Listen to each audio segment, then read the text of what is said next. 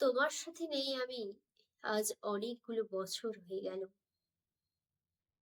আমি যে আগে কখনো তোমার সাথে ছিলাম সেটা খুব একটা মনে পড়ে না আমার।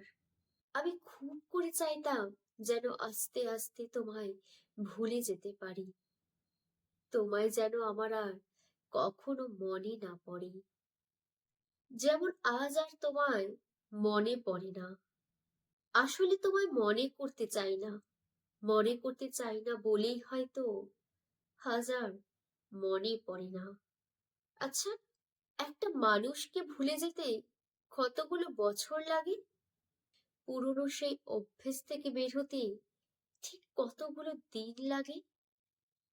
তা আমার সঠিক জানা নেই।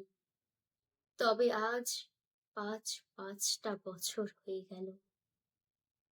প্রথম প্রথম ভীষণ কষ্ট হতো জানো তো, কিন্তু ওই যে বলে না, মানুষ অভ্যাসের দাস।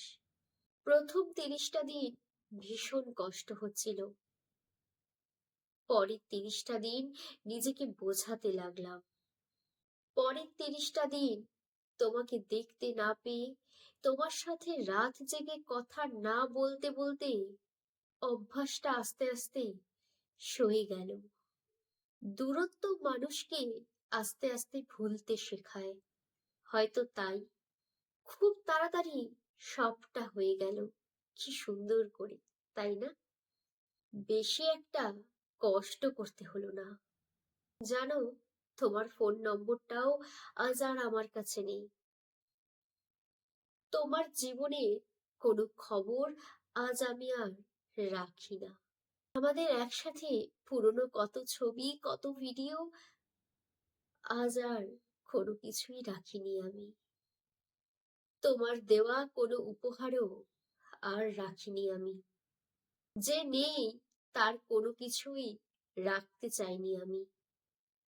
হঠাৎ যদি তোমার কথা খুব করে মনে পড়তে চায়, তখন শুধু মনে করি পুরনো সেই দিনে কতগুলো রাত আমি না ঘুমিয়ে কাটিয়ে দিয়েছি। জানো, আমার জীবনটা আরো অনেক বেশি সুন্দর হতে পারতো, কিন্তু তোমার জন্য আমার জীবনের অনেকগুলো বছর অগোছালো হয়ে গেছে। সেই ছোট্ট আমিটা আজ এক ধাক্কায় অনেকটা বড় হয়ে গেল।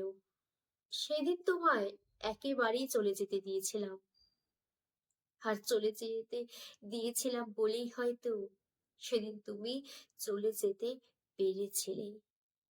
এই কিন্তু আমি তোমায় সেদিন আটকে রাখতে পারতাম, কিন্তু না, জোর করে কোনো কিছু পাওয়া যায় না।